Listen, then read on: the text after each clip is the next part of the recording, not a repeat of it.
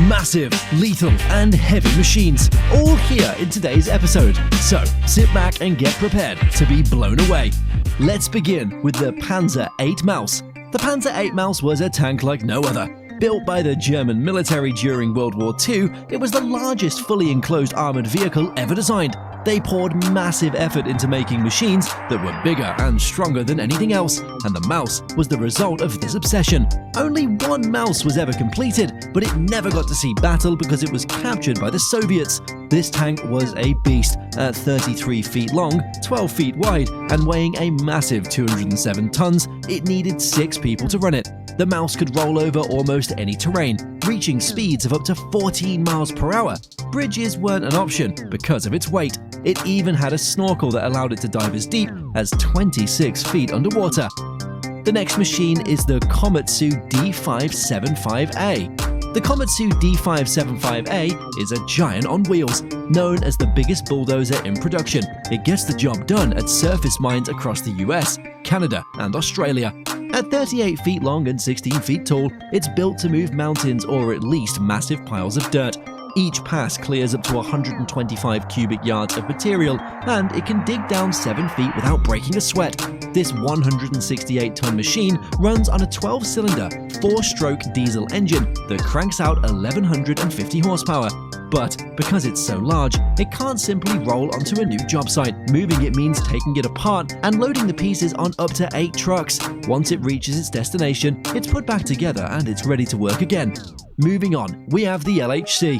The Large Hadron Collider is a massive particle accelerator built to uncover the mysteries of physics. One of its big achievements was confirming the existence of the Higgs boson, a particle scientists have been chasing for decades. The LHC works by accelerating particles like protons to nearly the speed of light. It uses powerful electromagnets to guide and control the particles, smashing them together at high speeds to see what happens.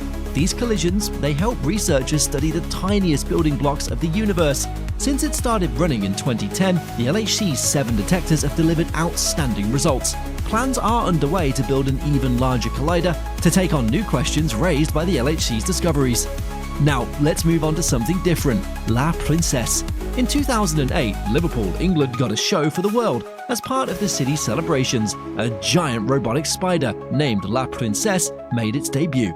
Built by the French performance art group La Machine, it was a 37-ton machine that took over a year to create.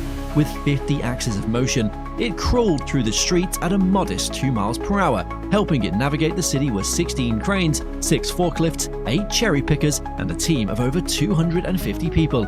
It even climbed around buildings, turning the streets into its stage. Surprisingly, it came with a live band and special effects. The spider could puff smoke, shoot fire, and spray water, all while moving to a custom soundtrack. Next, we have the Prelude FLNG.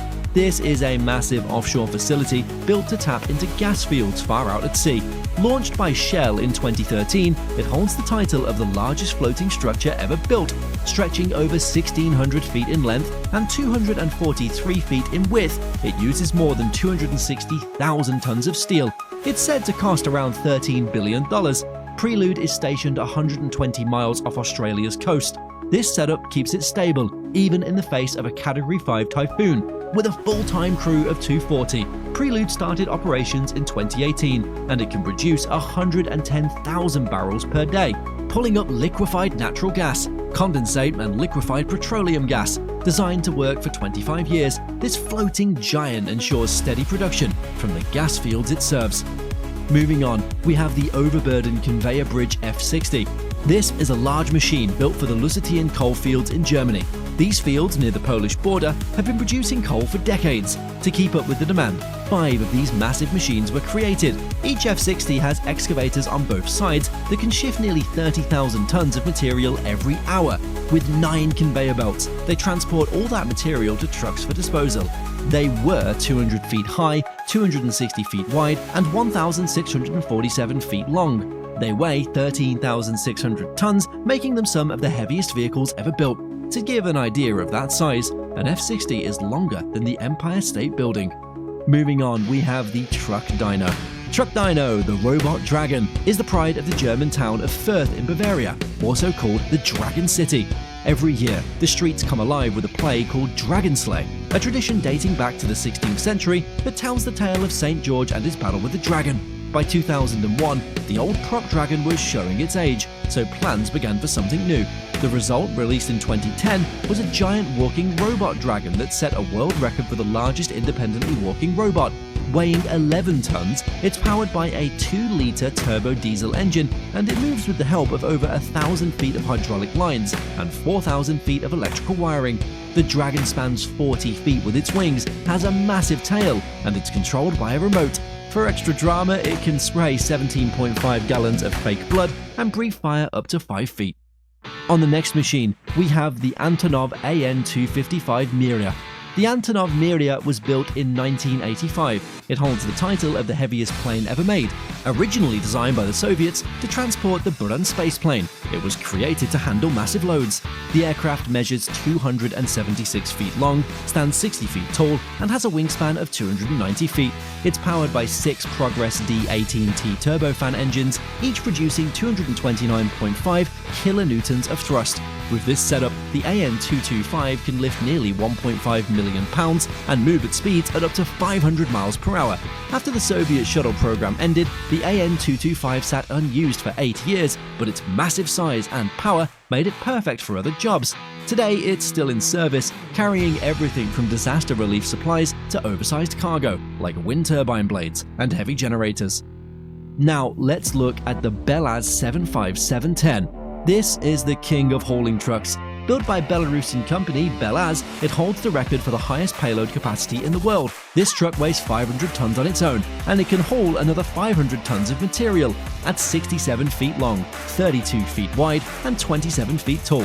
It's a beast on wheels. Its wheelbase spans more than 26 feet, and it's powered by 2 MTU 16-cylinder 4-stroke diesel engines. Together, these engines crank out 4,600 horsepower and drive the Siemens MMT 500 systems that keep this giant moving.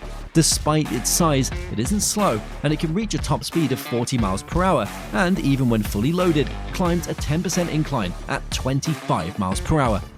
Next is the Seawise Giant. It was launched in 1979 and holds the title as one of the largest ships ever built at 1,504 feet long. It was a supertanker designed to transport massive amounts of crude oil. Its size was so extreme that it couldn't pass through the English Channel, the Suez Canal, or the Panama Canal when fully loaded. With a displacement of over 650,000 tons, its hull sank 81 feet below the waterline.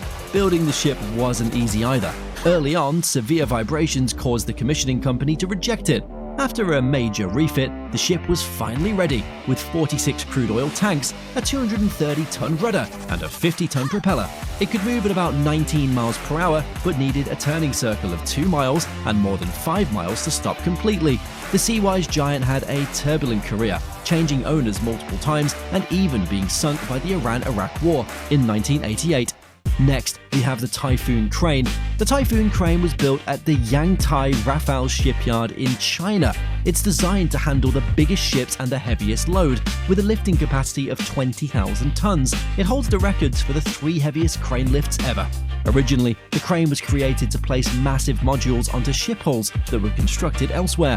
It quickly became the go-to tool for building supertankers and other gigantic vessels. Standing 436 feet tall and stretching 393 feet wide, the Typhoon Crane can lift cargo up to 262 feet high. This massive machine is also a key player in shaping the future of shipping. Finally, we have the Schwerer Gustav. Schwerer Gustav was built in Nazi Germany during World War II. It was the largest caliber rifle gun ever used in combat and the heaviest mobile artillery machine ever made, weighing 1,490 tons. It moved on a custom railway car and could fire 7.7-ton shells up to 29 miles away. The gun was 155 feet long, with a barrel stretching 106 feet. Setting it up wasn't quick. It took 250 crew members 3 days to prepare. Once ready, it could fire up to 14 rounds a day, each traveling at 2,700 feet per second.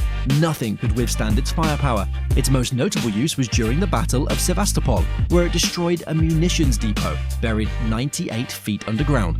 But such a massive weapon, it also had its limits, and it wasn't used often. Near the war's end, German forces destroyed the Gustav to keep it out of Soviet hands. Since then, no one's attempted to build anything like it, and the world hasn't needed to face its destructive potential again. Did you enjoy today's video? Leave your thoughts in the comments below. Don't forget to like, share the video, and subscribe to the channel so you don't miss out on upcoming content. See you in the next video. Bye for now.